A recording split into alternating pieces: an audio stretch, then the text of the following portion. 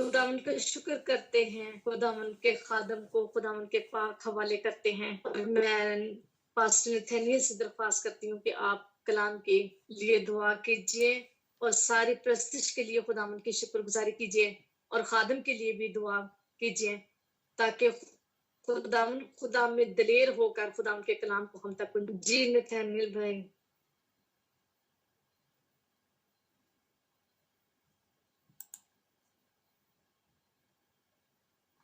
जी pastor Nathaniel हमारे साथ नहीं है। पास्टर नथानियल हमारे साथ नहीं है। आई थिंक पास्टर लियाकत हमारे साथ है। जी पास्टर लियाकत, अगर आप हमारे दरमियान हैं तो प्लीज आप दुआ में रहनुमाई कीजिए।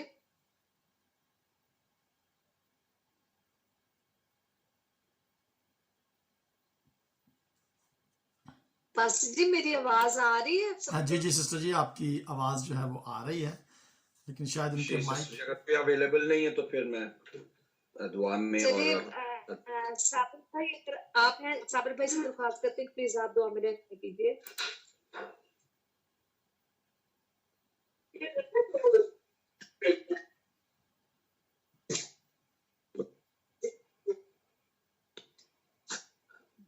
भाई अलमस भाई कह रहे थे कि वो कर सकते हैं।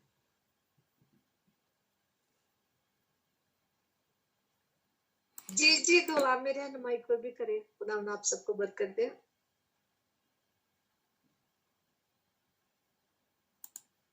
जी भाई अलमास प्लीज आप दुआ करें। जी थैंक यू बस जी। खुदा का शुक्र अदा करते हैं। खुदा का कलाम जो हमें जिंदगी बख्शता है, खुदा का कलाम, खुदा की मुखी बातें जो हमें हमेशा की जिंदगी में दाखिल करते हैं, खुदा उनका शुक्र अदा करते हैं। आए अजीजों, हम अपने आप को तैयार करें आज की आवाज को सुनने के लिए। खुदा आज के खादम के जरिए से कि खुदा अपने बंदा के जरिए से जो अपने लोगों तक बात पहुंचाना चाहता है, जो मैसेज भेजना चाहता है, जो उनको कहना चाहता है, हम अपने आप को उस बात के लिए तैयार करें, क्योंकि उसका वचन जो है वो हमें जिंदगी बख्शता है। हालेलुया।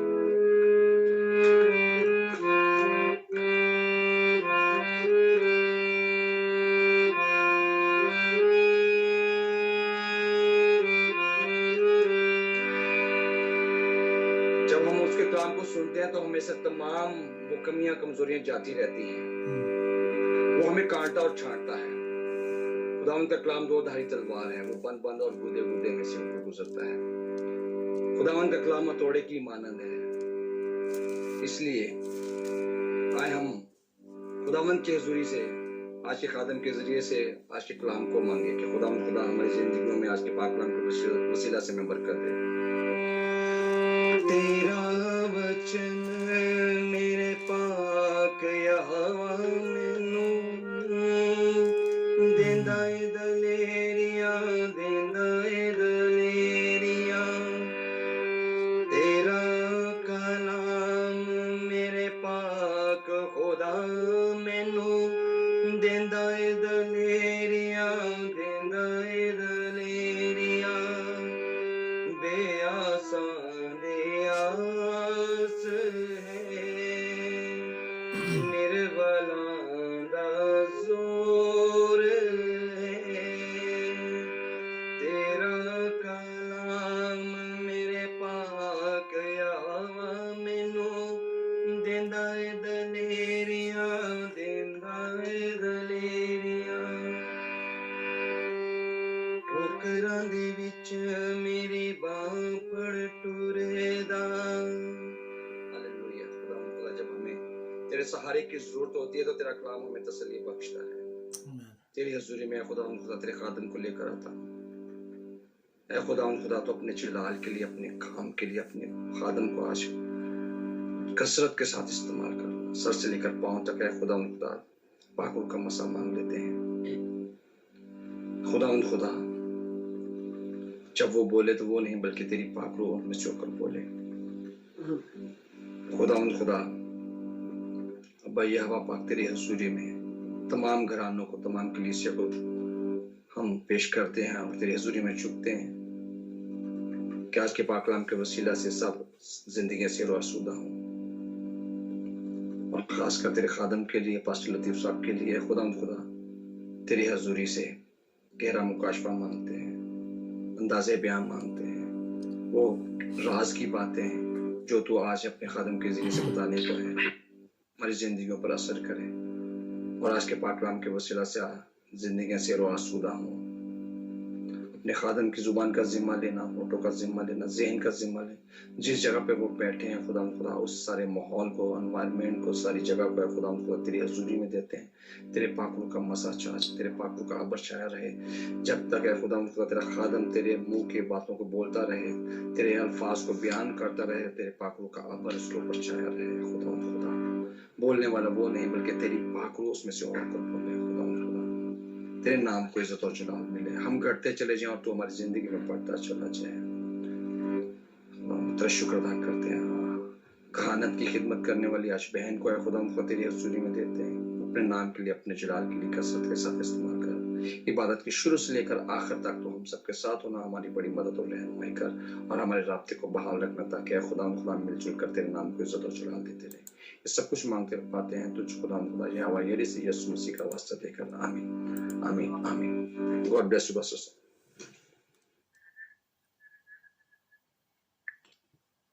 आमीन। थैंक यू इल्मास भाई, खुदावंद आपको भी इसी तरह अपने पाक हजूरी में कबूल करता रहे और आप ऐसे ही बढ़ते रहे। आइए हम बड़ी इज्जत और एहतराम के साथ अपने खुदावंद के खादिम को दावत देते हैं और इज्जत आवाज लगाते हैं क्योंकि खुदावंद हमारा इज्जत और साइश के लायक है। जी पास्टर जी, खुदावंद आपको बहुत बरकत दे। आमीन आमीन आमीन। खुदावंद यीशु मसीह के बाबरकत और जलाली नाम में मेरी तरफ से और मेरे घराने की तरफ से आप सब की खिदमत में सलाम और अदाब पेश करता हूँ और खुदावंद के तहे दिल से शुक्रगुजार हैं कि उसने हम सबको ज़िंदगी, सेहत और तंदुरुस्ती अता की है और हमें ये मौका अता किया कि हम इस ज़िंदगी में रहते हुए उसकी प्रस्तश कर सकें, यानी कि उसके शुक्रगुजारी कर सके, क्योंकि मरने के बाद तो हम शुक्रगुजारी नहीं कर सकते। खुदा उनका शुक्र करते हैं कि आज उसने हमारे हाथों में ये जिंदा पाक कलाम अता किया है कि हम इस पाक कलाम की रोशनी में चलते हुए अपनी जिंदगियों को उसकी मर्जी के मुताबिक चला सकें। वॉइस ऑफ गॉड के प्लेटफॉर्म के लिए हम खुदावंद के तहे दिल से शुक्रगुजार हैं जो हमें हर रोज़ ये मौका अता करता है कि हम खुदावंद के जिंदा पाक कलाम को सीख सके। आज स्टोरी हम नहीं कोई भी सुनाने के लिए किसी ने भी हामी नहीं भरी थी, क्योंकि पिछले 2 दिन से कल पास्टर लियाकत ने बड़ी अच्छी स्टोरी जो थी वो हमें सिखाई थी और हम खुदावंद का शुक्र करते हैं कि इस प्लेटफॉर्म पर बच्चों के लिए स्टोरीज भी सुनाई जाती हैं, बड़ों के लिए खुदावंद के पाक कलाम को हम प्रस्तुत करते हैं, गीत गाते हैं, दुआएं एक दूसरे के लिए करते हैं। सो इस बात के लिए हम खुदावंद का शुक्र करते हैं। आज जिनके पास खुदावंद का जिंदा पाक कलाम है हम ज़रूर देखेंगे यशायाह नबी का सहीफ़ा और उसका चैप्टर है 52। यशायाह 52 52 जी, उर्दू में 52 ही है और उसकी 7 आयत को हम पढ़ेंगे। यशायाह चैप्टर 52 एंड वर्स 7। अगर जमात में से कोई पढ़ना चाहता है तो प्लीज़ वेलकम, आप पढ़ सकते हैं, रहनुमाई कर सकते हैं। सफ़ा नंबर 703 पर है और जी किसी का माइक खुला? जी पास्टर जी, यशायाह 52 verse 7। Ji pastor ji, okay pastor ji, thank you. कलाम में मैं पढ़ूंगा। कलाम में लिखा है, यसाया नबी की किताब, उसका 52 बाब और 7वीं आयत में लिखा है, पहाड़ों पर उसके पांव क्या ही सुहावने हैं, जो शुभ समाचार लाता है, जो शांति की बातें सुनाता है और कल्याण का शुभ समाचार और उद्धार का संदेश देता है, जो सियोन से कहता है, तेरा परमेश्वर राज्य करता है। आगे पास्टर जी, 7 से आमीन। आगे।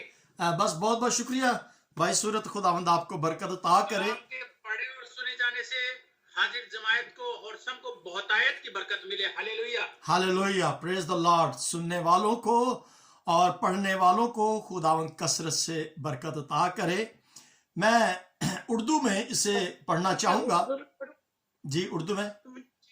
जी सिस्टर ज़ेबा, जी पास्टर जी मैं पढ़ती हूँ। चले ऐसे कर लेते हैं, सिस्टर ज़ेबा का मौका देते हैं। जी सिस्टर समर अगर पढ़ना चाहते हैं तो चलिए ठीक है, वेलकम जी, वेलकम, ये आपकी इज्जत है। जी सिस्टर समर, आप प्लीज पढ़ ले। खुदावंद के जिंदा कलाम में लिखा है, उसके पांव पहाड़ों पर क्या ही खुशनुमा है, जो खुशखबरी लाता है और सलामती की मुनादी करता है और खैरियत की खबर और निजात का इश्तहार देता है, जो सहून से कहता है, तेरा खुदा सल्तनत करता है। पाकलाम के पढ़े और सुने जाने पर खुदावंद की बरकत हो। आमीन। खुदावंद का शुक्र। आमीन आमीन। बहुत बहुत शुक्रिया सिस्टर समर सराफीन, खुदावंद आपको कसरत से बरकत अता करे। ये अल्फाज जो यहाँ पर लिखे गए हैं, मैं चाहूँगा कि दौराने कलाम आप ज़रूर थोड़ी देर के लिए इन अल्फाजों पर गौर कीजिएगा कि उस शख्स के पाँव जो हैं वो खुशनुमा हैं, खुशी की अलामत हैं। ख़ास तौर पर वो जो खुशखबरी, गुड न्यूज़ जो है, सलामती की खबर जो है वो देता है और खैरियत की, हाल अहवाल अच्छे की जो खबर देता है, और उससे भी बढ़कर जो निजात का इश्तिहार देता है, यानी कि एडवर्टाइजमेंट ऑफ सल्वेशन, निजात का इश्तिहार जो है वो देता है, और जो सहून से कहता है कि तेरा खुदा सल्तनत करता है, यानी कि खुदा के नाम को जो धन्यवाद कहता है, उसके नाम को जो इज्जत और जलाल देता है, उसके कदम जो हैं वो खुशनुमा है। सो ये हमारा आज का जो टॉपिक है वो है, मैंने जो मजमून लिखा हुआ था उस फ्लायर पर, वो तो लिखा था सख्त अकीदा। अब सख्त अकीदा जब लफ्ज लिखा गया है तो इसके बड़े गहरी मानी हैं। सख्त का मतलब है मजबूत, सॉलिड, पुख्ता, और अकीदा जो है वो ईमान होता है। अगर मैं इसे आसान लफ्जों में कहूं, ये खैर बड़ी हार्ड जो उर्दू थी उसमें लिखा गया था कि सख्त अकीदा, लेकिन अगर हम इससे बड़े आसान से लफ्जों में कहें तो हम यही कहेंगे कि मजबूत ईमान। अब यहाँ पर हम थोड़ी देर के लिए एक यूं कहने की इस चीज को ब्रेक करते हैं। मैं एक वाकया आपके सामने रखना चाहता हूं, और वो वाकया ऐसे है कि एक मिशनरी था। अब मिशनरी कौन होता है? जो मुबश्शिर अंजील होता है, जो खुदा के कलाम को सुनाता है। इवेंजलिस्ट, इंग्लिश में इवेंजलिस्ट कहते हैं, मुबश्शिर अंजील, खुशखबरी को सुनाने वाला। और आपको पता है कि पुराने इब्तदाई दौर के अंदर क्या हुआ करता था कि जब हम छोटे थे, आज से कोई 50 साल पहले की बात या उससे भी पहले देखें, तो अगर मैं ये कहूं कि अगर हम 100 साल पहले देखें तो बहुत सारे ऐसे लोग थे जो खुदा के कलाम को वो पासबान नहीं होते थे, मिशनरी जिसे हम इंग्लिश में कहते हैं, मुबश्शिर अंजील थे। तो वो खुदा के कलाम को सुनाने के लिए पूरी दुनिया में विदेश में जाया करते थे, यानी कि यूरोप से वो एशिया में जाते थे और एशिया से बहुत सारे लोग यूरोपियन कंट्रीज में, अफ्रीकन कंट्रीज में, यानी कि पूरी दुनिया के अंदर जो खुदा के मुबश्शिर थे वो कलाम की मुनादी के लिए जाया करते थे। तो इसी तरह मैं एक वाकया पढ़ रहा था कि एक जॉर्ज स्मिथ एक शख्स था जो खुदा के कलाम को सुनाने के लिए अफ्रीका जाता है और अफ्रीका के अंदर वो खुदा के कलाम की मुनादी कर रहा था। ज्यादा देर तो उसने वहां पर मुनादी नहीं की थी, शायद में भी 1 साल उसने वहां पर मुनादी की। और वो उसी मुनादी के दौरान एक दफा दुआ कर रहा था, तो उस दुआ करते हुए ही उसकी डेथ हो जाती है। खुदा उनके पास चला जाता है और फिर उसकी बॉडी को उसके जो भी कंट्री थी उस पर वहां पर उसको शिफ्ट किया जाता है। और फिर वहां पर लिखा था कि उसकी इस मुनादी के दौरान तो उसने बहुत सारे लोगों को कलाम सुनाया, लेकिन उसके कलाम को सुनाने में लोग कन्वर्ट नहीं हुए, यानी मसीह यीशु पर ईमान ना लेकर आए। शायद एक शख्स था जो मसीह यीशु पर ईमान लेकर आया। और फिर क्या होता है कि जब उसकी बॉडी चली जाती है अफ्रीका से अमेरिका में या किसी भी कंट्री जिसमें भी था, 100 साल के बाद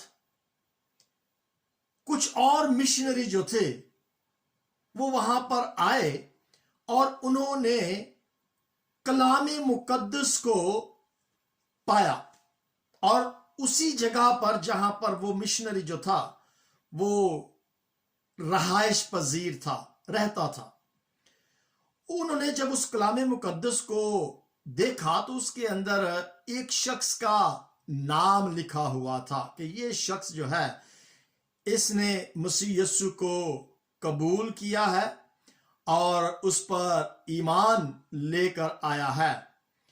और फिर क्या होता है कि जब उन्होंने देखा तो वो 100 साल के बाद जब आए तो उस इलाका के अंदर उन्होंने ये देखा कि उस एक शख्स के मसीह यीशु पर ईमान लाने की वजह से 13,000 लोग जो थे उन्होंने मसीह यीशु को कबूल किया। 13,000, यानी कि 100 साल के बाद 13,000 लोग जो थे उन्होंने मसीह यीशु को कबूल किया उस मिशनरी के एक शख्स को कन्वर्ट करने की वजह से। अब मैं थोड़ा सा यहां पर जब मैंने इस स्टोरी को, इस वाकया को पढ़ा तो मैं रुक गया और मैंने थोड़ी देर के लिए गौर किया, सोचा। मेरा ख्याल है मंडे या ट्यूसडे को मैंने स्टोरी एक सुनाई थी तूफाने नूह के बाद, जब लोगों के लैंग्वेज जो थी वो तब्दील होगी। बाबल के बुर्ज की मैंने स्टोरी सुनाई थी। अब मैं पीछे जब निगाह मैंने की, गौर किया, तो मेरे जहन के अंदर नूह का वाकया